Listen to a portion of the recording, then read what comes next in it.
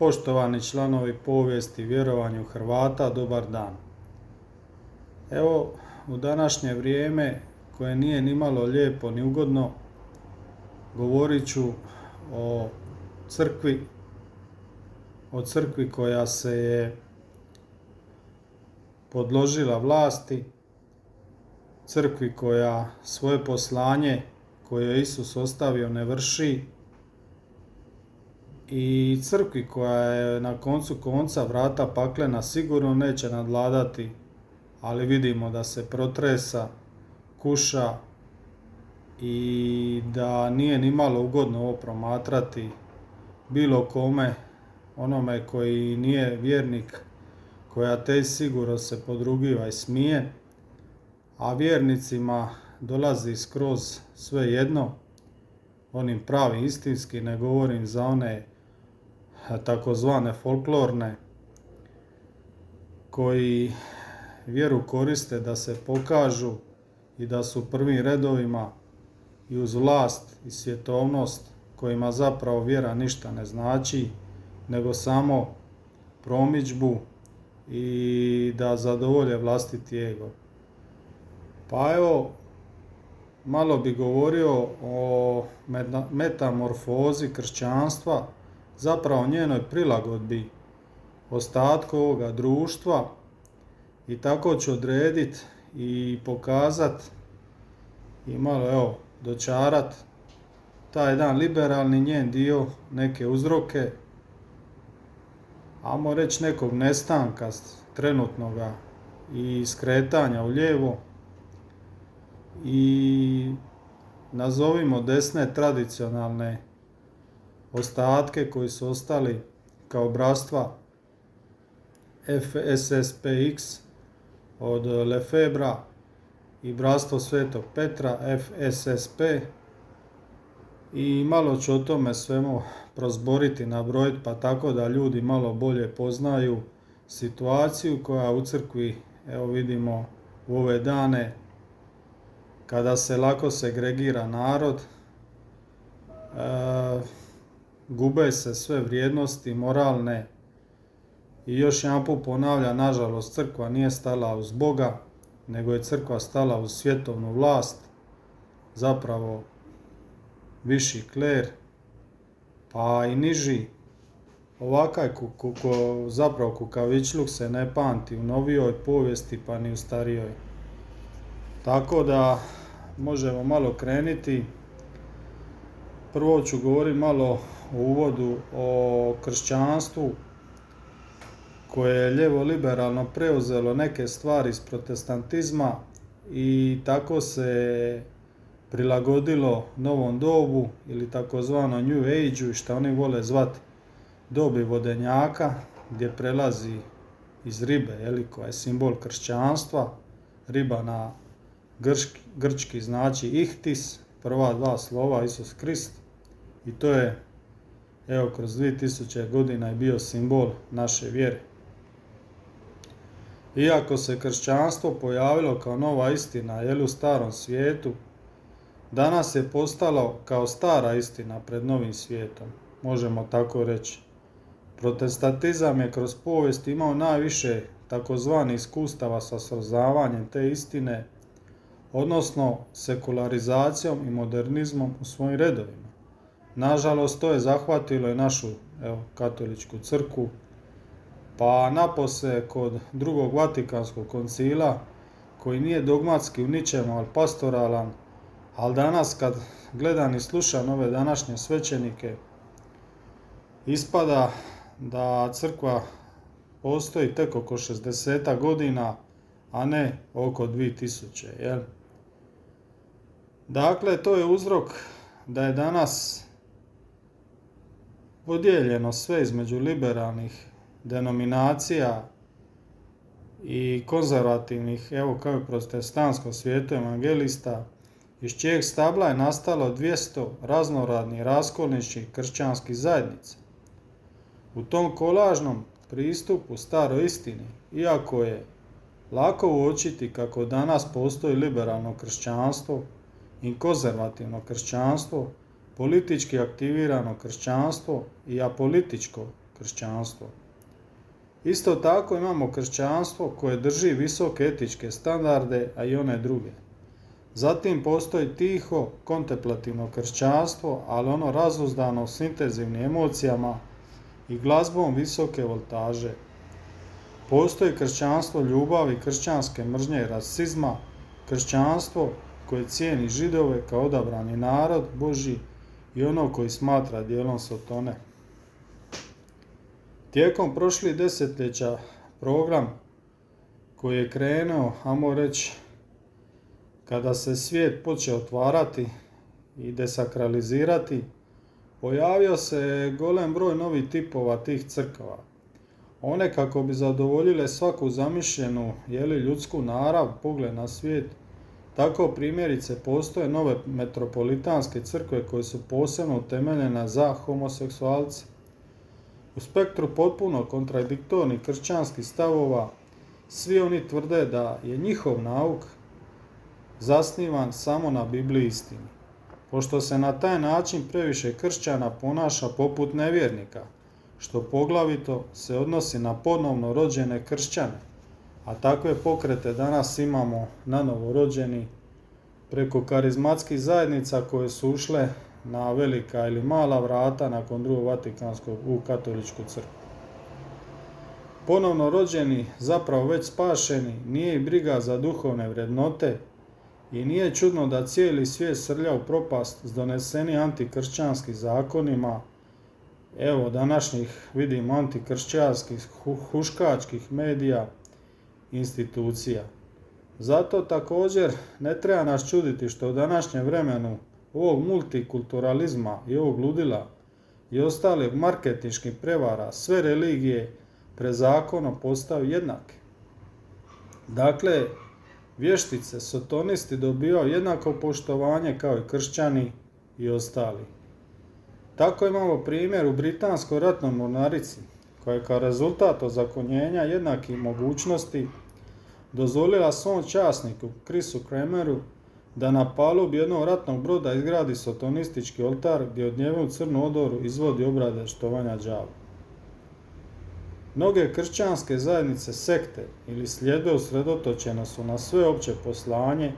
Zadatak koji je dao Krist svojim sljedbenicima da šire evanđelje nastaje sindrom prilagodbe ostatku društva, jer da bi se pridobila pozornost nespašeni, odlazi se tamo gdje idu i nespašeni. Ponaša se kao nespašeni, pa zar se Isus nije družio s prostitutkama i ostalim griješnicima? I još gore sa skupljačima poreza. Njihov moto je zapravo spasiti što više ljudi i nije ih briga kud ide ovaj svijet i zapravo to je sve bez nekoga, ajmo reći, to je sve neko glavinjanje u prazno. Zatvaraju se oči pred surovom desakralizacijom svijeta i upravo ti kršćani postaju sudionici širenja kulture smrti. Na kraju umjesto da oni preobrate te nespašene, lako ih zavode stručnjaci za marketing zla. Sve te osebujne metode na koje sve načine razni pastori, propovednici protestantski, žele prilagoditi profanom svijetu kojeg treba spasiti, domnjiv je bio slučaj evangeličkog pastora za mlade Edwarda Whitea u jednoj crkvi u Indijani, gdje je tijekom proslave Nove godine želio zaokupiti pozornost svojih mladih vjernika. To su uglavnom bili maloljetni od 13-14 godina i on je osmislio neku takozvanu igru gađenja. Pred mladima je počeo žvaka odvratnu mješavinu hrane za pse, sardina i svakog, mladi sir, šalše, svašta je tu pomiješao. Tu prožvakanu smjesu ispljunio je čašu i prozvao nazočne mlade, te adolescente da je piju. Igra je završila te kad je mnogim mladima pozlilo, a ovakve grozote nisu pojedinačni slučajevi ekscentrika, one postoje pomodnost zapadnog kvazi kršćanstva. Možda je manje jezovit, ali kudikamo značajniji stav poglavara Anglikanske crkve koje na obje strane Atlantika okuplja oko 70 milijuna vjernika. To je Rowan Williams, nadbiskup Canterburya. On je s mnogo entuzijazma prihvatio najnoviju verziju Biblije poznatu po novom, svježom i pustolovnom prijevodu kršćanskih pisaca, koji je preradio bivši baptistički svećenik John Hanson. Nova Biblija osporava tradicionalne kršćanske vrijednosti o spolnosti i moralu, umjesto da osuđuje bludnike, preljub i oni koji sebi zloupotrebljavaju sebe na uštrb cijelog čovječanstva, primjerice kao prvoj poslanici Korinčanima. U novoj verziji iste poslanice Sveti Pavao savjetuje vjernike da ne apstiniraju predugo seksa jer će postati frustrirani. Za novu verziju nadbiskup Williams se nada kako će u epidemijskim razmjerima proširiti kako među vjernicima, tako i među nevjernicima. Evo vidimo taj modernizam dokle to seže i to je samo jedan mali primjer u šta to vodi, gdje to ide. Tako imamo i taj kršćanski cionizam, kao što je bilo rečeno, to je manipulacija ljudima i cijelim narodima koje naravno provode vladari svijeta prilikom tog novog poganstva i New Age doktrine. Budući da je pravovjerni kršćanin, teško ga je slomiti neko idol poklonstvo i krivovjerjen, oni igraju mudro. Nužno se osvrću na jedan od projekata osmišljen u tih njihovim kuhinjama, a to je program transformacije kršćanina u fundamentalno pseudo-kršćanskog cionista, koji nakon tog ispiranja mozga postaje zombi vojnik koji doslovno je spreman ubijati za Krista. To posebno imamo tamo u američkim državama, gdje se za oni rat kad su napadnuti tornje 2001. 11.9. koristeni za borbe u Afganistanu, Iraku i tako dalje. Posebno se to pripadnike huška baptističkih crkava koje priznaju da u njihovim redovima oko 500.000 pripadnika masonskog bratstva Pentekostalne crkve, a njima od početka negdje 20. stoljeća i upravlja britanska tajna služba MI6. Tako imamo i crkvu ujedinjenja, velečasnog Muna, Scijentološku crkvu, Jehovine svjedoke i tako dalje. Kršćanski cionizam stvorio je i bio je pojam uzačašća odmetnuti irski svećenik John Nelson Darby 1800. a umro je 1882. Prema njegovoj viziji to su zapravo posebni ljudi koje on nazvao nanovo rođeni kršćani. Biće uzneseni na nebo prije drugog Kristovog dolaska, time je pošteđeni strahota na Armagedonu. Biće to njihovo zašašće. On je u središte svoje nove teologije stavio Izrael, tvrdeći da će buduća država Izrael postati glavni Božji instrument, kojima će Bog ostvari plan o završnom boju na Armagedonu. Dakle, svi Židovi se trebaju vratiti u Palestinu, a Bog je dao tu zemlju njima. Jeruzalem mora postati središte svijeta i mora se zazidati novi Salomonov hram na mjestu, sad se zna, džamije Al-Akse. Židovi moraju na cijelom svom biblijskom prostoru izgraditi državu Izrael kako bi omogućili drugi Kristov dolazak. Tada će doći do odlučnog boja, neke vrste, ajmo reći, gnostičko-manihejske borbe između demiurga, sila dobra i sila zla, koji će samo odabrani u navodnike biti uzneseni u nebo, dok će nevjernici i svi Židovi koji se ne obrate izginu u međusobnom pokolju na Armagedonu. Mogu još nabrojiti Williama Parhama, koji je Pentekostalnu zajednicu, on je, može se nazvao, osnivač, i to je preuzela katolička crkva prilikom karizmatske duhovne obnove. Ukratko, tu se najviše predaje na salasku Duha Svetoga, na glasoliji, na daru govora o jezicima, daru ozdravljenja i na nikakvoj teologiji i polaganju ruku, što je to nonsens. Dakle, ajmo reći, ti pentekostalni i karizmatski krugovi dobro djeluju na mlake kršćane, katolike, može se reći, kako bi se katolike preobrazilo u pseudo-kršćane. Iz tih redova ponovno rođenih kršćana novačeni su kao misionari, onda imamo i prevoditelj, prodavači Biblije, a obavezno se koristi Biblija kralja Jamesa, a nju je obradio okultist Francis Bacon u 17. stoljeću i preveo je s 36.191 pogreškom za uporabu anglikanske engleske crkve. Uglavnom se isto dole upućuje u pastoralnu službu Latinske Amerike, zato nas ne čudi dolje vrlo loša teološka obrazovnost svećenika i teologija oslobođenja koja je socijalističkom, marksističkom doktrinom imala strašan udarac na vjernike koji žive u Latinskoj Americi. Naravno, preko siromaštva najlakše je djelovati.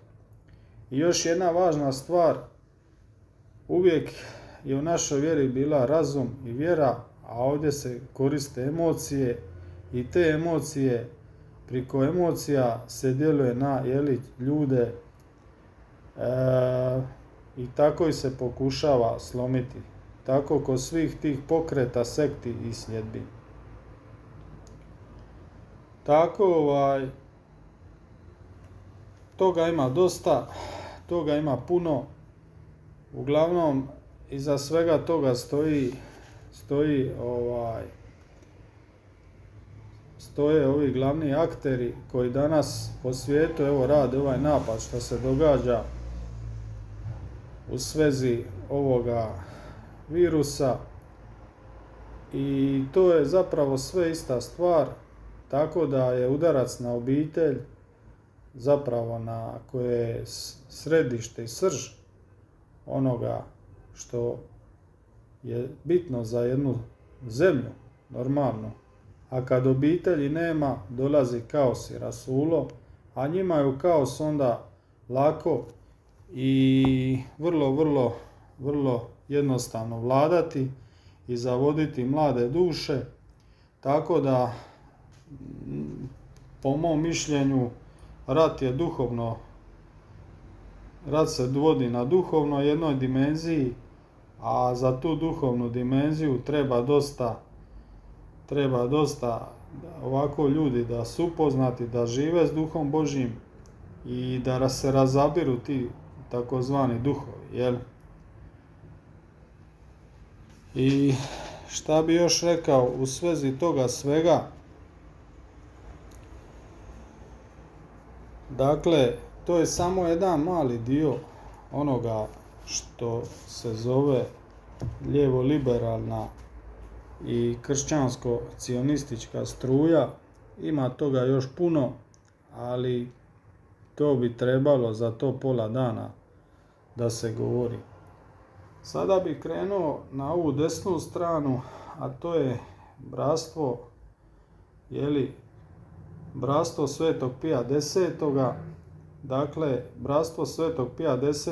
osnovao je Marcel Lefebvre 1970. godine, a to je bio odgovor na drugi Vatikanski koncil i na promjene koje oni nisu smatrali da su nužne i uopće nisu trebali. Bratstvo je poznato kao snažan zagovornik, branitelj tradicionalne mise, tradicionalnog oblika služenja mise, koji je ukinut nakon drugog Vatikanskog koncila krajem 1960. godina, od 62. do 65. a već 1969. i 70. kreće novu sordu, takozvana misa i misa, koju svi mi smo sudjelovali, i naravno to je nova misa prilagođena novom dobu i to nije misa koju oni smatraju da je to stara katolička i gdje je svećenik okrenut na istok, leđima prema puku, a ne prema puku, tako da tu bratstvo se protivi novom obredu mise, smatra ga neprihvatljivim i modernističkim tendencijama, zapravo više luteranskim. Ono sve što je zabio Luter na vrata, Wittenberška vrata, 95 teza, evo vidimo da 60 su skoro sve usvojene. Dakle, duh koncila se očitovao u postkoncilskom razdoblju i svećeničko bratstvo priznaje autoritet zapravo pape i mjesnih biskupa, no odbija i slijediti u aspektima u kojima se oni suprotstavljaju nauku crkve, a sami tim spominju da je sami drugi Vatikanski koncil bio pastoralni, a ne dogmatski, a oni se drže Tridentskog koncila. Ustanovljenje bratstva, rekao sam, bilo je 1970. I 11 bogoslova francuskog pontifikalkog sljedbeništva u Rimu, oni su kritizirani zbog prekoncilskog shvaćanja nauka crkve, tražili su od nadbiskupa savjet gdje i kako trebaju nastaviti bogoslovnu formaciju. Nadbiskup je prvotno usmjerio ka konzervativnom sveučilištu u Freiburgu.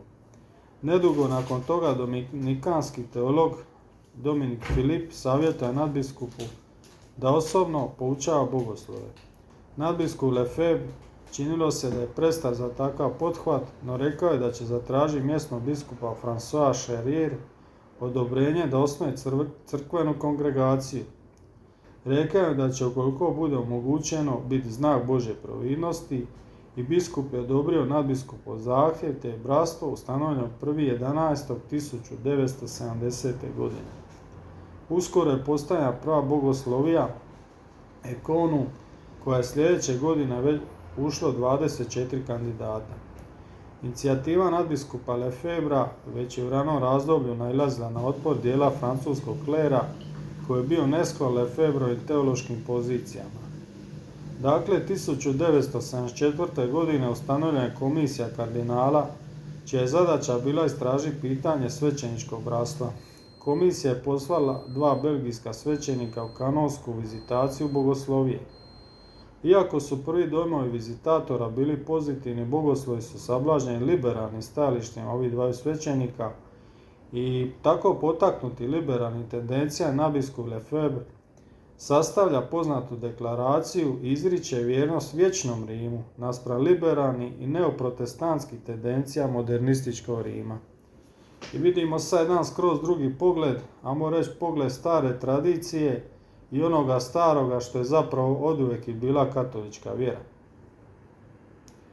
Dakle, Papa Pavao VI opominje nadbiskupa, potiče ga da promijeni stajalište i unatoč zabrani koju smatrao nepravednom, stoga nelegitimno, nadbiskup Lefebvre 29. lipnja 1976. zaređuje nove svećenike, a 1. srpnja Ured Svete Stolice objavljuje da je nadbiskup na godinu dana suspendiran ovlasti rediti svećenike, te da novozarađene svećenike je zabranjeno izvršavati bilo koje čine koji proizlaze iz sakramenta reda svećenikov bratstva. Ove sankcije zapravo smatraju nezakoniti i očito štetni po crkvu, pozivajući se na načelo da je spasenje duša najviši zakon. Onda imamo izad, događaju se biskupska ređenja 1988. i nadbiskup Marcel Lefebvre vidio je kako jedini način da sačuva tradiciju katoličke crkve i tradicionalnu misu, s pomoćnim biskupom de Castro Majerom zaredio je biskupe 4 svećenika. To je bio Bernard Felay, Tissier de Meller, Richard Williamson i Alphonse de Galareta. I to je bilo isto bez odobrenja pape ondašnjeg Ivana Pavla II. To je za Rim značilo nepoštivanje autoriteta rimskog biskupa koji treba odobriti i potvrditi svako ređenje prema kanonu 1382, zakoni kanonskog prava iz 1983. Idući dan kongregacija za biskupe izdala je dekret kojim je proglašeno da su nadbiskup Lefebvre i 4 novozarađenih biskupa automatski navukli na sebe kanonsku kaznu ekskomunikacije iz katoličke crkve. Bilo je to prvi put u povijesti crkve da se iz njenih redova izbacuju tradicionalisti, a oni koji su ostali vjeri fundamentu crkvenog nauka, a ne heretici. Vrlo zanimljivo. Nakon ekskomunikacije papa utemeljio povjerenstvo Ecclesia Dei, koje je skrbilo za članove bratstva koji su htjeli ostati u zajedništvu sa Svetom stolicom. Samo neki od njih su pristupili svećenikom bratstvu Svetog Petra i zovu se Ecclesia Dei ili bratstvo Svetog Petra, koje je osnovano 1988. godine. Dakle, Papa Benedikt XVI je 21.1.2009. ukinuo ekskomunikaciju četvorici biskupa i cijelom bratstvu. Dokidanje izopćenja prvi put u povijesti nastala je situacija da se izopćenici ponovo primaju crkvu, a pritom ne moraju priznati nauk crkve. Činjenica u tome da se nepriznavanje drugog Vatikanskog sabora sastoji u tome da ga se shvati kao pastoralni koncil i nije formulirao ni jednu dogmu. Budući da koncil nije nužan za spasenje, bratstvo ga i ne mora priznavati. Tako oni tumače. Dakle, bratstvo je ponovo ukinuto, evo Pape Franje i latinske mise, treba izričita dozvola. Bratstvo ima oko 637 svećenika i služe misu na 772 lokacije. Sakramenti kod svećenika bratstva Svetog Pija X. Najčešći prigovori se nastoje vjernike udaljiti svećenju bratstva Pija X.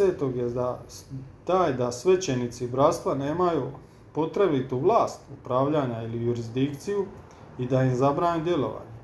Crkva zabranjuje aktivno sudjelovanje u bogoštovlju kod svećenika koji su po kaznu obustave ili suspenziji. Ta vlast upravlja na potreban za valjavom sakramenata, pokore, ženidbe. I vjernici zapravo ne bi smjeli pristupati sakramentima FSSPX-a. Dakle, vlast ili autoritet u crkvi dana je nositeljima papi i biskupa radi izgrađivanja vjere podložna je božanskom zakonu. Ona ne može biti prepuštena samovolji, tako tumači Nova crkva. Nijedan katolik ne može biti obvezan reformama koji se udaljuju od vjekovnog nauka crkve i predstavlja udar na njega. Naprotiv, svaki je katolik dužan držati se predano nauka crkve koji je pravo i jedino jamstvo za očuvanje njegove vjere. Dakle, ovdje imamo apsurd jer kad mi vidimo, evo, oni se drže tradicije i svega i oni se zabranjuju, a vidimo ove sekte kao što je karizmatski pokret koji ima dosta problema, ima problem vođe, ima problem idolatrije, ima problem, evo, kao neokatekumeni koji imaju sad sva sjemeništa, imaju svoje svećenike, znači isto su odjeljeni od crkve, samovoljni, samovlast, njih se ne izbacuje i ne proglašava se niti hereticima ni ničim, nego se ostavlja u krilu crkve. Dakle, imamo još uz to svećeničko bratstvo Svetog Petra koje se, malo prije sam rekao, odvaja 1988. Pripadnici ove družbe slave liturgiju isključivo prema izvanrednom obliku rimskog obreda, znači latinski. U potpuno su zajedništvu sa Svetom stolicom, a apostolat obuhvaća djelovanje 17 država diljem svijeta na 4 kontinenta. Utemeljitelj je velečasni Jozef Bizik, a mjesto je sjedište Friburg u Švicarskoj. Oko 500 pripadnika imaju i evo, povijest sam malo prije rekao, osnovalo ga je 12 svećenika, 20 mještaraca predvođeni ocem Bisigom. Prethodno su pripadali svećeničkom bratstvu Svetog Pija X. i odvojili su se onog trenutku kad je Marcel Lefebvre 36.88. ukinuo nedozvoljeno protivno željama pape Ivana Pavla II. Posvetio četvoricu FSSPX za biskupe. I oni se nisu složili i evo dolazi do raskola i odvajanja.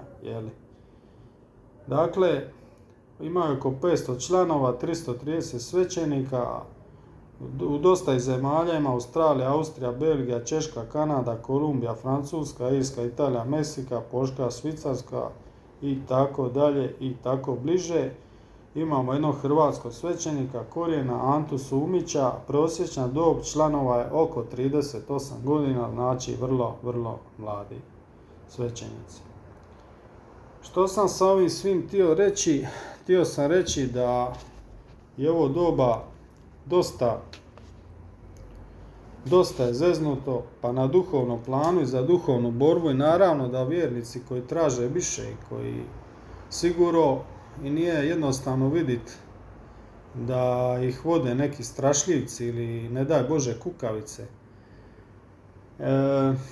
Prema tome, evo ovo je bio samo mali osvrt na jedno lijevo krilo prilikom protestantskog ulaza i čemu to sve vodi i kako se to rastače, a to je samo jedan dio kroz liturgiju ili kroz pastoral, nazovimo ga, jer njima je sad popularno uvijek govorio o tom pastoralu.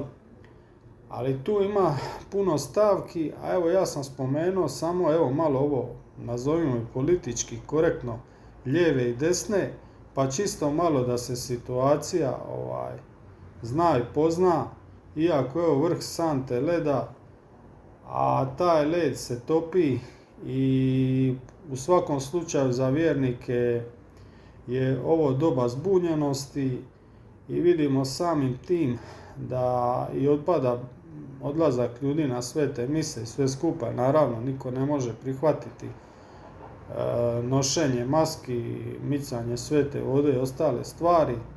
No, što je tu je, moj Bože, mi smo uz tebe, ti si uz nas i treba biti ustrajan, treba biti u vjeri i boriti se, i širiti istinu i ja se nadam da će nas istina jednog dana osloboditi, sačuvati i dragi Bog neće svoju djecu pošto po to dati.